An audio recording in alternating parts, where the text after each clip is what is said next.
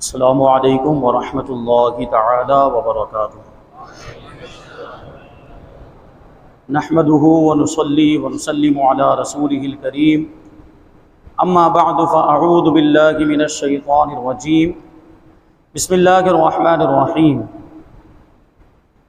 ان الذين آمنوا وعملوا الصالحات سيجعل لهم الرحمن ودا۔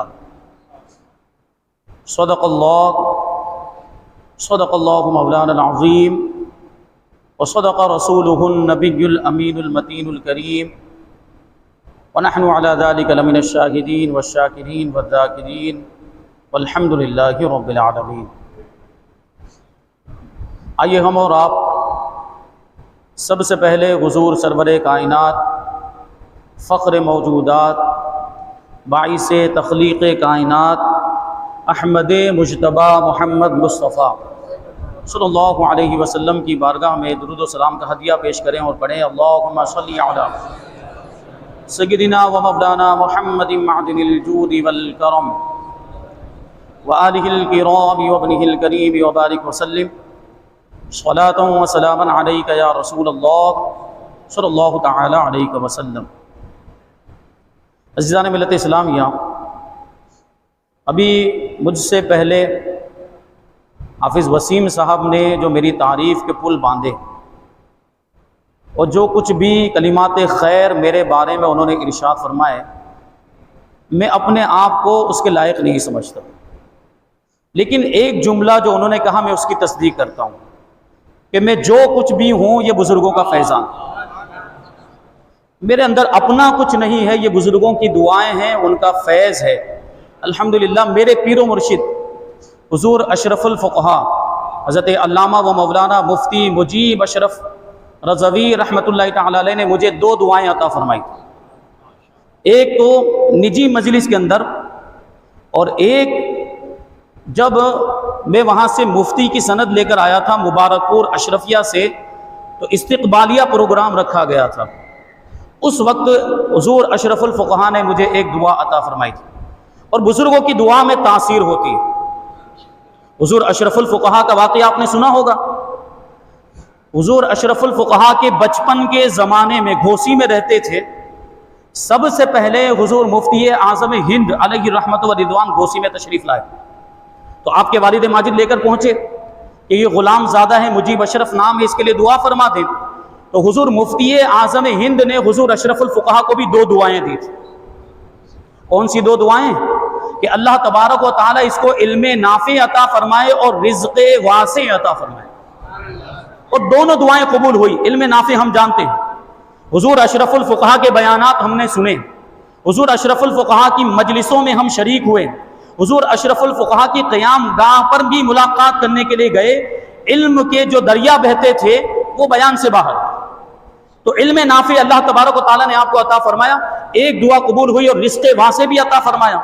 حضور اشرف الفقہا خود اپنا ذاتی ایک میڈیکل اسٹور چلاتے تھے، اور حکمت اور طبابت میں بھی مہارت رکھتے تھے، یعنی صرف حضور اشرف الفقہا کا جو معاملہ گزر بسر کا تھا وہ پروگراموں پہ نہیں چلتا تھا۔ بسا اوقات آپ نے سنا بھی ہوگا شروعات کے زمانے میں حضور اشرف الفقہا کو لفافے میں 1 روپیہ رکھ کے بھی دیا گیا ہے، ایسی آزمائشیں بھی ہوئی ہیں۔ سوچیں آپ اس زمانے میں، علامہ ذاکر رضا صاحب قبلہ کی آپ کو میں بات بتاؤں، آج سے تقریباً 10-12 سال پہلے کی بات ہے کہ 10 پروگرام کروائے جاتے تھے، اور 10 پروگرام، ایسا نہیں کہ ایک پروگرام کے، پورے 10 پروگرام کے صرف 50 روپے دیے جاتے تھے۔ یہ ابھی قریب کے زمانے کی بات۔ تو حضور اشرف الفقہا جب یہاں پہ شروعاتی دنوں میں آئے تھے، آج سے 45 سال پہلے، 42 سال، 40 سال پہلے، اس وقت کیا معاملہ رہا ہوگا لوگوں کا؟ تو حضور اشرف الفقہا یہ پروگراموں پر نہیں چلتے تھے، اللہ تبارک و تعالیٰ نے آپ کو خود کفیل بنایا تھا، اور یہ ان کے پیر و مرشد کی دعا تھی۔ تو عرض یہ کرنا چاہ رہا تھا کہ حضور اشرف الفقہا نے مجھے 2 دعائیں عطا فرمائی تھی۔ ایک دعا یہ تھی جو استقبالیہ پروگرام میں حضور اشرف الفقہا نے ارشاد فرمائی کہ اللہ تبارک و تعالی آپ کو متواضع بنائے، تواضع کرنے والا، انکساری کرنے والا۔ اب آگے میں کچھ نہیں بولوں گا، میرے ساتھ جو ملاقات کرنے والے، اٹھنے بیٹھنے والے ہیں، وہ اس بات کو خوب جانتے ہیں کہ یہ دعا کس قدر مقبول ہوئی، اور اگر کچھ کمی رہ گئی ہو تو اللہ تبارک و تعالی مجھے وہ کمی پوری کرنے کی توفیق عطا فرمائے۔ اور دوسری دعا تھی جو نڑیاد میں حضور اشرف الفقہاء نے مجھے عطا فرمائی، ارشاد فرمایا تھا کہ اللہ تبارک و تعالی آپ کے علمی فیضان سے لوگوں کو مستفیض فرمائے۔ تو میرے پاس تو علم نہیں، یہ علم بھی مجھے بزرگوں کی دعا سے ملا ہے، جو کچھ بھی ہے، اور میں محسوس کرتا ہوں فیضان کو اپنی ظاہری نگاہوں سے بسا اوقات۔ حضرت نے ابھی حافظ وسیم صاحب نے کہا کہ وہ چٹکیوں میں مسائل کو حل کر دیتے ہیں، ایسا کچھ نہیں ہے۔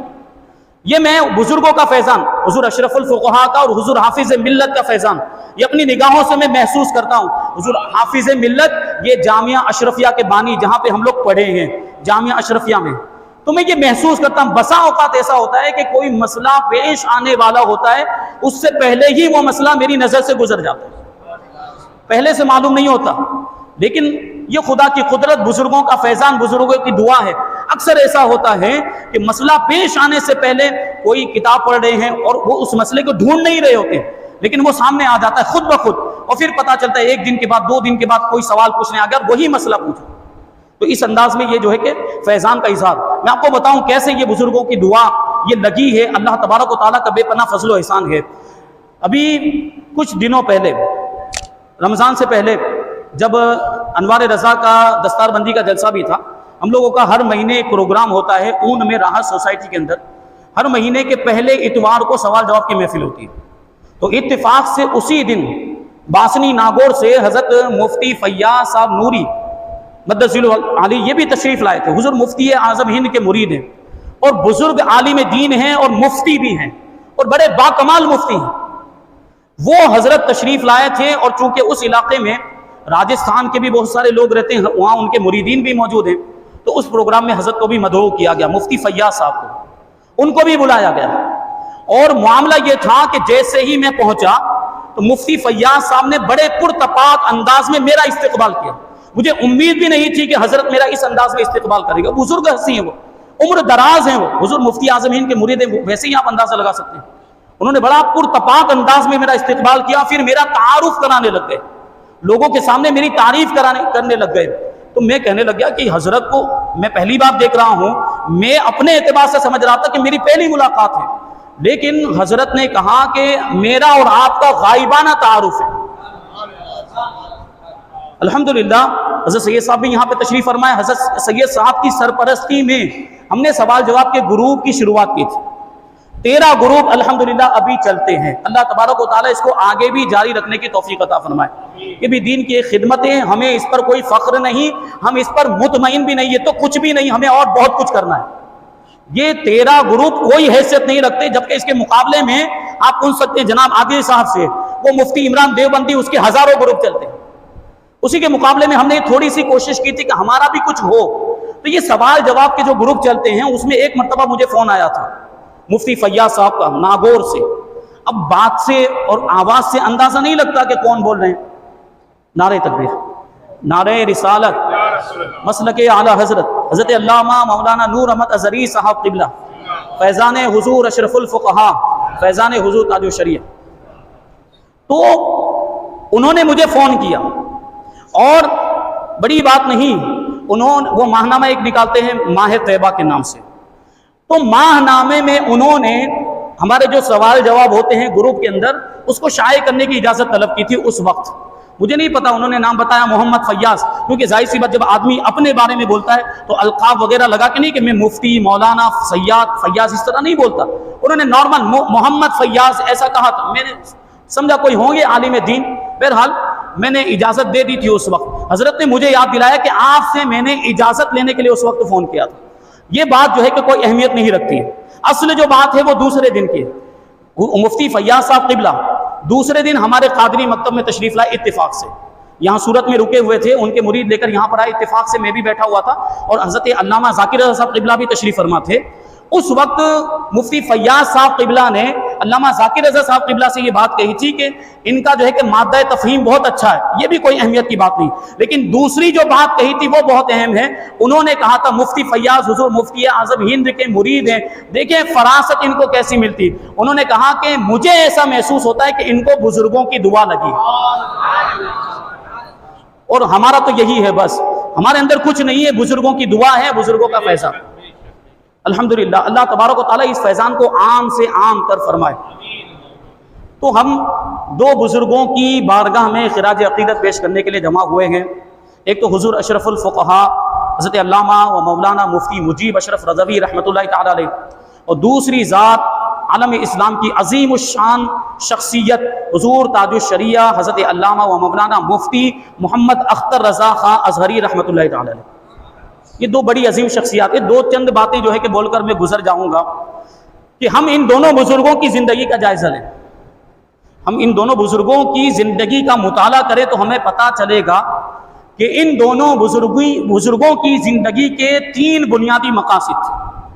ویسے تو عام طور پر تمام علماء اہل سنت کے یہی 3 مقاصد ہوتے ہیں. ہمارے بھی 3 مقاصد ہیں، وہی 3 مقصد ہمارے بھی، لیکن فرق اتنا ہے کہ ان بزرگوں نے ان کو اپنی زندگی میں اپنایا بھی تھا اور وہ یہ چاہتے بھی تھے کہ ان کے متعلقین متوسلین بھی ان 3 چیزوں پر عمل کریں. لیکن ہم ابھی عمل کی منزل سے گزر رہے ہیں، ہم خود عمل کرنے کی کوشش کر رہے ہیں ان 3 چیزوں پر. وہ 3 چیزیں بیان کروں گا اور پھر میں رخصت ہو جاؤں. حضور اشرف الفقہا اور حضور تاج الشریعہ علیہم الرحمت و رضوان، ان کی زندگی کا پہلا مقصد خشیت الہی، خوف خدا. اور یہ دونوں بزرگ اس کے پابند بھی تھے الحمدللہ. اور ان کی خواہش اور تمنا رہتی تھی کہ ان کے جو بھی متعلقین مریدین متوسلین ملنے جلنے والے ملاقات کرنے والے وہ سب اس نعمت سے مالا مال ہو جائے، یعنی سب کے دلوں میں خوف خدا پیدا ہو جائے. کیونکہ خوف خدا یہ ایک ایسی نعمت ہے کہ جب انسان کے دل میں یہ نعمت پیدا ہو، یہ خوف خدا پیدا ہو جاتا ہے، خشیت الہی کی نعمت جب کسی کو مل جاتی تو وہ گناہوں سے بچتا ہے اور زیادہ سے زیادہ نیکیوں کے کام کرتا ہے. یہ ایک مقصد. دوسرا مقصد دونوں بزرگوں کی زندگی کا عشق رسول. وہ خود بھی عاشق رسول تھے اور وہ چاہتے تھے کہ ان کے متعلقین بھی عاشق رسول بن جائیں. اور عشق رسول یہ کتنی بڑی نعمت ہے، یہ نجات کا ذریعہ ہے. یہ نمازیں روزے اہمیت رکھتے ہیں، لیکن عشق رسول نہیں ہے تو یہ نمازیں ہمارے منہ پر مار دی جائیں گی، یہ روزے ہمارے منہ پر مار دیے جائیں گے، یہ عبادتیں ہمارے منہ پر مار دی جائیں گی. یہ ہمارے غیر، ہمارے مخالفین، یہ بد مذہب، یہ گمراہ قسم کے لوگ ایسی نمازیں پڑھتے ہیں، ایسی نمازیں پڑھتے ہیں کہ ہم اپنی نمازوں کو ان کی نمازوں کے سامنے حقیر سمجھنے لگ جاتے. لیکن عشق رسول نہیں تو ان کی نمازوں کا کوئی فائدہ. وہ عشق رسول ایسی نعمت ہے کہ اسی نعمت کے صدقے میں ہماری عبادتیں بھی قبول ہوتی ہیں، ہماری نمازیں بھی قبول ہوتی ہیں، ہمارے روزے بھی قبول ہوتے ہیں. تو عشق رسول کا جذبہ ہونا چاہیے، اور ایسا جذبہ ہونا چاہیے کہ نبی کے نام پر اپنی جان، اپنا مال، اپنی اولاد، اپنی عزت، اپنی آبرو سب کچھ قربان کر دیں. حضور تاج الشریعہ کا وہ شعر ہے کہ نہیں، نبی سے جو ہو بیگانہ اسے دل سے جدا کر دے. سب جانتے ہیں، نبی سے جو ہو بیگانہ اسے دل سے جدا کر دیں، پدر مادر برادر مالو جان ان پر فدا کر دیں. پدر مادر ماں باپ مالو جان جانتے ہیں اور سب کچھ ان پر قربان کر دیں. یہ اعلیٰ حضرت کا پیغام. تو 2 چیزیں ہو گئی. عشق رسول ہونا چاہیے. آج جو ماحول بنایا جا رہا، معاذ اللہ حضور پاک صلی اللہ علیہ وسلم کی شان میں گستاخیاں ہو رہی. ہم عاشق رسول ہیں تو جو عاشق رسول ہوتا ہے اس کو تڑپ جانا چاہیے. گستاخی سننے کے بعد اس کو خاموش نہیں رہنا چاہیے. جو مومن ہوگا، سچا مومن، سچا عاشق رسول ہوگا، وہ بے چین اور بے قرار ہو جائے گا. تو یہ گستاخیاں ہو رہی، ہمیں خاموش نہیں رہنا چاہیے، ہمیں اپنے اعتبار سے کوشش کرنی چاہیے. ماحول ہمارے ملک کا ایسا ہے کہ جو اسلامی سزا ہے ہم وہ گستاخ پر نافذ نہیں کر سکتے، تو ہمیں قانون کے دائرے میں رہ کر جو بھی ممکن کارروائی ہو وہ کرنی چاہیے. قانون کے دائرے میں رہ کر جو ہم کر سکتے ہیں. ابھی ہم ماحول دیکھ رہے ہیں کہ وہاں یو پی میں احتجاج ہو رہے ہیں، وہاں جو ہے کہ جھارکھنڈ میں احتجاجات ہو رہے ہیں، بہار میں اور دوسرے علاقوں میں. تو ہم جوش میں آ جاتے ہیں، ہم جذبات میں آ جاتے ہیں کہ یہاں احتجاج کیوں نہیں ہو رہا، یہاں علماء کیوں خاموش ہیں. یہ بات ذہن میں رہنی چاہیے کہ علماء خاموش ہیں اس کا یہ مطلب نہیں کہ ہم بزدل ہو گئے ہیں. یہ علماء ہی ہیں جو آپ کی رہنمائی کرتے ہیں، اور علماء ہر جگہ پر آگے رہتے ہیں. آج بھی علماء احتجاج کرنے کے لیے تیار ہیں، ریلی نکالنے کے لیے تیار ہیں، لیکن ہمارے سامنے رکاوٹیں ہیں، ہمارے سامنے ایسی پابندیاں ہیں. ہم اس سے پہلے ایک ریلی کا انجام دیکھ چکے ہیں، پتھر باری ہوئی تھی اس میں. اس کے بعد سے آپ بتائیے کیا ہمیں ریلی کی اجازت مل سکتی ہے؟ صورت میں احتجاج کرنے کی اجازت مل سکتی ہے؟ تو ہم یہ چیز نہیں کر سکتے. ہم اگر کرنا بھی چاہیں تو یہ ممکن نہیں ہے, قانونی اعتبار سے اجازت ہی نہیں ملے گی, پرمیشن بھی نہیں ملے گی. تو اس کے علاوہ جو طریقے ہیں, دوسرے طریقے, ابھی انشاءاللہ سید صاحب بھی اس کی طرف اشارہ فرمائیں گے, دوسرے جو بھی ممکن طریقے ہو وہ اپنانے چاہیے. اپنی ساری صلاحیت, جس چیز کے اندر ہم مہارت رکھتے ہوں, ہمیں اس مہارت کو, اس ٹیلنٹ کو اور اس صلاحیت کو حضور کی ناموس پر پہرا دینے کے لیے استعمال کرنا چاہیے.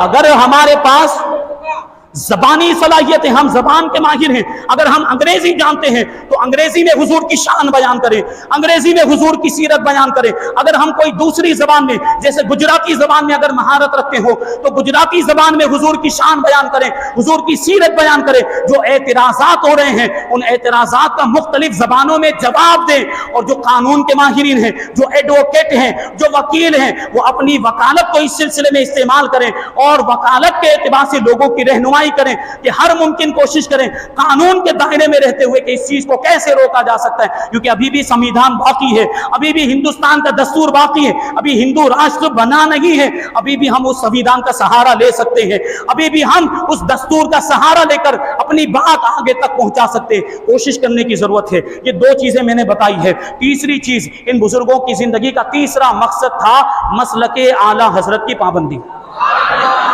مسلک اعلی حضرت کی ترویج و اشاعت. دونوں بزرگوں کی زندگی اور دیگر علماء اہل سنت کی زندگی میں بھی یہ چیز آپ مشترک پائیں گے کہ مسلک اعلی حضرت کی خدمت انہوں نے کیسے انجام دی, اس کی ترویج و اشاعت میں انہوں نے کیسا رول, بنیادی کردار ادا کیا ہے. یہ ان بزرگوں کی زندگی کا, بس ہمیں مسلک اعلی حضرت کو سمجھنے کی ضرورت ہے. مسلک اعلی حضرت یہ کوئی نیا مسلک نہیں ہے, یہ کوئی پانچواں مسلک نہیں ہے. یہ اعتراض کیا جاتا ہے ہم پر کہ مسلک تو ابھی تک 4 تھے, یہ پانچواں مسلک کہاں سے آ گیا؟ تو ہم جواب دیتے یہ کوئی نیا مسلک نہیں ہے, بلکہ مسلک اہل سنت ہی کا دوسرا نام مسلک اعلی حضرت ہے. مسلک اہل سنت و جماعت کی دوسری مترادف اصطلاح اگر کوئی ہے تو مسلک اعلی حضرت ہے. کیونکہ اس کی ضرورت کیوں پیش آئی؟ ابھی بھی ہم مسلک اہل سنت کہلا سکتے تھے, ابھی بھی ہم اپنے آپ کو مسلک اہل سنت و جماعت کہہ سکتے تھے, لیکن اب بات یہ ہو گئی کہ غیر بھی اپنے آپ کو اہل سنت کہنے لگ گئے, اور زمانے کے اعتبار سے نشانیاں بدلتی ہے, زمانے کے اعتبار سے پہچان بدلتی ہے. امام اعظم ابو حنیفہ کے دور میں مسح علی الخفین یہ اہل سنت کی پہچان تھی, لیکن اب ہمارے زمانے میں غیروں نے بھی اپنے آپ کو اہل سنت کہنا شروع کر دیا تھا. تو اب ضرورت اس بات کی پیش آئی کہ کوئی ایک نئی علامت بنائی جائے جو اس بات پر دلالت کرے کہ یہ جو نعرہ لگا رہے ہیں یہ حقیقی اہل سنت و جماعت سے تعلق رکھتے ہیں. اسی وجہ سے کہ مسلک اعلی حضرت کی اصطلاح, تو اس سے کیا پتا چلا کہ یہ کوئی فقہی مسلک نہیں ہے. جس طرح امام اعظم کا مسلک ہے, امام شافعی کا مسلک, یہ تھوڑی گہرائی والی بات کہنے جا رہا ہوں, توجہ کے ساتھ سماعت کریں گے. جیسے امام مالک کا مسلک, امام احمد ابن حنبل کا مسلک, یہ چاروں مسالک جو ہیں یہ فقہی مسلک ہیں. یعنی نماز کیسے پڑھنی, روزہ کیسے رکھنا ہے, اور دیگر معمولات اور دیگر جو چیزیں ہمیں زندگی گزارنے کے جو طریقے, مسئلے, مسائل, یہ مسلک سے ہمیں پتہ چلتا ہے. لیکن مسلک اعلی حضرت یہ کوئی فقہی مسلک نہیں ہے, بلکہ عقائد اہل سنت کا دوسرا نام مسلک اعلی حضرت. اور یہ بات میں اپنی طرف سے نہیں کہہ رہا, یہ خود اعلی حضرت نے ارشاد فرمائی, خود اعلی حضرت نے. اب ظاہر سی بات ہے اعلی حضرت رضی اللہ تعالیٰ عنہ کے زمانے میں تو مسلک اعلی حضرت کی اصطلاح تھی نہیں. یعنی اعلی حضرت کیوں کہلواتے لوگوں سے کہ میری طرف مسلک کو منسوب کرو اور مسلک اعلی حضرت کے نعرے لگاؤ. اس زمانے میں اگر کوئی اصطلاح تھی اعلی حضرت کے زمانے میں, وہ تھی مسلک اہل سنت و جماعت, اور دوسری اصطلاح تھی سواد اعظم. سواد اعظم یعنی مسلک اہل سنت و جماعت. اعلی حضرت رضی اللہ تعالیٰ عنہ فتاوی رضویہ جدید کی 18ویں جلد میں ارشاد فرماتے ہیں, توجہ کے ساتھ سماعت فرمائیں, یہ اعلی حضرت کی اردو ہے. اعلی حضرت کی اردو ہر کوئی سمجھ نہیں سکتا, میں سمجھانے کی کوشش کروں گا اپنے اعتبار سے, اللہ تعالیٰ مجھے توفیق عطا فرمائے. ارشاد فرماتے ہیں اتباع سواد اعظم کا حکم اور من شذا فی النار کی وعید صرف دربارہ عقائد ہے, مسائل فرعیہ فقہیہ کو اس سے کچھ علاقہ نہیں. حدیث پاک میں آیا کہ سواد اعظم کی پیروی کرو. سواد اعظم یعنی بڑی جماعت اور اہل سنت و جماعت, اہل سنت و جماعت کی پیروی کرو, یہ حدیث میں حکم دیا گیا. اور حدیث پاک میں اور آگے آیا کہ جو اہل سنت و جماعت سے الگ ہوا جو سواد اعظم سے الگ ہوا وہ جہنم میں گیا۔ بات سمجھ میں آ گئی آپ کو؟ تو اعلیٰ حضرت کا اشارہ فرماتے ہیں اتباع سواد اعظم کا حکم اور من شذا سشذا فی النار کی وعید یہ صرف دربارہ عقائد ہے، یعنی سواد اعظم نام ہے عقائد کا، مسائل فرعیہ اور فقہیہ جو فروعی مسائل ہوتے ہیں اس کا عقائد سے کوئی تعلق نہیں ہوتا، اس کا سواد اعظم سے کوئی تعلق نہیں ہے۔ مسائل فرعیہ میں، مسائل فقہیہ میں، اجتہادی مسائل میں اختلاف ہو سکتا ہے، اور اختلاف کرنے والا اہل سنت سے خارج نہیں ہوتا۔ یہ الگ بات ہے کہ دلیل میں قوت و ضعف ہو سکتا ہے، کسی کی دلیل مضبوط اور کسی کی دلیل کمزور ہو سکتی ہے، اور اس پر بیٹھ کر بحث کی جا سکتی ہے اور کسی نتیجے پر پہنچا جا سکتا ہے، لیکن اگر کوئی دلیل کی بنیاد پر اختلاف کرتا ہے تو اس اختلاف کی وجہ سے وہ اہل سنت سے خارج نہیں ہوتا۔ مسائل فرعیہ میں اختلاف کی گنجائش ہے۔ اعلیٰ حضرت نے آگے لکھا ہے کتنے صحابہ اکرام ایسے ہیں جنہوں نے جمہور صحابہ اکرام سے اختلاف کیا۔ حضرت ابو ذر غفاری رضی اللہ تعالیٰ عنہ کی مثال دی ہے۔ اعلیٰ حضرت رضی اللہ تعالیٰ عنہ نے فتاوی رضویہ شریف کے اندر حضرت ابو ذر غفاری رضی اللہ تعالیٰ عنہ کا موقف یہ تھا کہ مال جمع کرنا حرام ہے۔ بتائیے تو کیا اس کی وجہ سے دیگر صحابہ اکرام نے حضرت ابو ذر غفاری کو سواد اعظم سے نکال دیا؟ نہیں، وہی تعلقات، وہی آپس کی محبت۔ اعلیٰ حضرت رضی اللہ تعالیٰ عنہ کے زمانے میں بھی دیکھیں، اعلیٰ حضرت رضی اللہ تعالیٰ عنہ سے بھی بہت سے علماء نے اختلاف کیا۔ ایک عظیم الشان، ایک معرکۃ الآراء اختلاف کی طرف میں آپ کی توجہ دلانا چاہوں گا، وہ اختلاف ہے جمعہ میں اذان ثانی کا اختلاف۔ خطبے کے وقت جو اذان دی جاتی ہے کتنا سخت اختلاف ہوا تھا۔ اعلیٰ حضرت رضی اللہ تعالیٰ عنہ کا موقف کیا ہے؟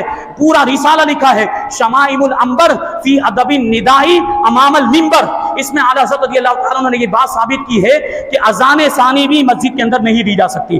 جمعہ میں جو خطبے کی اذان ہوتی ہے وہ بھی مسجد کے باہر ہونی چاہیے، خارج مسجد جو علاقہ ہو وہاں پر اذان دینی چاہیے۔ اب اس میں اختلاف ہو گیا، اور اس دور کے علماء ان میں سے ایک بڑے عالم دین تاج حضرت علامہ مولانا عبد القادر بدایونی رحمت اللہ تعالی علیہ، کتنا سخت اختلاف، کتنا معرکۃ الآراء اختلاف، اور دونوں ایک ہی پیر کے مرید ہیں، سیدنا آل رسول احمدی رضی اللہ تعالیٰ عنہ کے مریدین۔ اتنا سخت اختلاف ہونے کے باوجود اعلیٰ حضرت رضی اللہ تعالیٰ عنہ نے کبھی بھی مولانا عبد القادر بدایونی رحمت اللہ تعالیٰ علیہ کو مسلک اہل سنت سے خارج نہیں کیا۔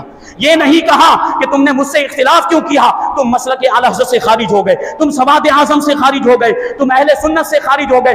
وہی محبت جو پہلے تھی، وہی دوستی جو پہلے تھی، وہی تعلق اور رشتہ جو پہلے تھا اب بھی قائم تھا، اور اس میں کوئی بھی تبدیلی اور کوئی بھی فرق نہیں آیا۔ اعلیٰ حضرت رضی اللہ تعالیٰ عنہ فرمایا کرتے تھے کہ کچھ لوگ ایسے ہیں جن کے آنے کی وجہ سے رونق اور بہار آ جاتی ہے، اور جن کے جانے کی وجہ سے وہ رونق چلی جاتی ہے۔ مولانا عبد القادر بدایونی انہی لوگوں میں سے ہیں کہ جب وہ بریلی میں آتے ہیں تو رونق آ جاتی ہے، اور جب جاتے ہیں تو رونق بھی چلی جاتی ہے۔ یہ اختلاف، یہ تاج الفہول علیہ الرحمہ کیسی عظیم شخصیت، دونوں ایک ہی پیر کے مریدین، لیکن اتنا سخت اختلاف ہونے کے باوجود محبت میں کوئی فرق نہیں آیا۔ ایسی بہت ساری مثالیں بیان کی جا سکتی۔ حضور مفتی اعظم ہند کے دور میں لاؤڈ اسپیکر پر نماز کا مسئلہ پیش آیا۔ حضور مفتی اعظم ہند کا موقف کیا ہے کہ لاؤڈ اسپیکر پر اقتدا نہیں ہو سکتی، لاؤڈ اسپیکر پر نماز نہیں پڑھی جا سکتی، لیکن حضور مفتی اعظم ہند کے زمانے میں ہی بلکہ آپ کے شہر ہی میں دارالعلوم منظر اسلام میں ایک مفتی صاحب پڑھاتے تھے جن کا نام تھا مفتی افضل حسین مونگیری رحمت اللہ تعالی علیہ۔ ان کا موقف یہ تھا کہ لاؤڈ اسپیکر پر نماز ہو جائے گی، اور اسی زمانے میں ایک مفتی صاحب تھے بڑے صاحب رائے مفتی اجمل حسین سنبلی رحمت اللہ تعالی علیہ، یہ بھی حضور مفتی اعظم ہند سے اختلاف رکھتے تھے، اور ان کا بھی موقف یہ تھا کہ لاؤڈ اسپیکر پر نماز ہو جائے گی۔ لیکن حضور مفتی اعظم ہند نے کبھی بھی یہ نہیں کہا کہ مفتی افضل حسین صاحب اہل سنت سے خارج ہو گئے یا مفتی اجمل حسین صاحب اہل سنت سے خارج ہو گئے۔ یہ جو اختلاف ہوتا ہے اس کو فروعی اختلاف کہتے ہیں، اور مسائل کا جو یہ اجتہادی مسائل کا جو اختلاف ہوتا ہے، اس اختلاف کی وجہ سے کوئی اہل سنت سے خارج نہیں ہوتا، کیونکہ اہل سنت تو عقائد کا نام ہے۔ جو عقیدے میں ہمارے ساتھ اتفاق رکھتا ہے وہ ہمارا ہے، اور وہ اہل سنت و جماعت سے تعلق رکھنے والا ہے. یہی ہمارا پیغام ہے جو اتحاد اہل سنت کا پیغام ہے, جو ہمارے عقیدے میں ہمارے ساتھ اتفاق رکھتا ہے, جو اہل سنت و جماعت سے تعلق رکھتا ہے وہ ہمارا بھائی ہے. جو بھی عاشقان رسول ہیں وہ سب ہمارے بھائی ہیں, ہم سب ایک ہیں, ہم سب متحد ہیں. جو بھی اہل سنت و جماعت سے تعلق رکھتے ہیں وہ ہم سے الگ نہیں, وہ ہم سے جدا نہیں, اور مسلک اعلی حضرت سے خارج بھی نہیں ہے. جن کا عقیدہ سنیوں والا عقیدہ ہے, جن کا عقیدہ عاشقان رسول والا عقیدہ ہے, وہ اہل سنت و جماعت ہیں, وہ مسلک اعلی حضرت سے تعلق رکھنے والے ہیں. یہی آج کا پیغام ہے اس محفل کا. آگے بھی آپ بہت ساری باتیں سماعت کریں گے, وقت جو ہے بہت کم ہے, ہم کو جلدی سے پروگرام ختم کرنا ہے, اس لیے میں اپنی گفتگو کو یہیں پر سمیٹتا ہوں. اللہ تبارک و تعالیٰ کی بارگاہ میں دعا ہے کہ ہم سب کے درمیان اتحاد اور اتفاق پیدا فرمائے, ہم سب کو ایک اور نیک بنائے, سارے مسلمانوں کو آپس میں بھائی بھائی بنا دے, ایک دوسرے سے محبت کرنے کی توفیق عطا فرمائے. ہمارے دلوں میں جو بھی نفرتیں, کدورتیں ہوں, عداوتیں ہوں, بغض اور کینہ, حسد ہو, ساری یہ روحانی بیماریوں کو دور فرما دے. وما علینا الا البلاغ. السلام علیکم.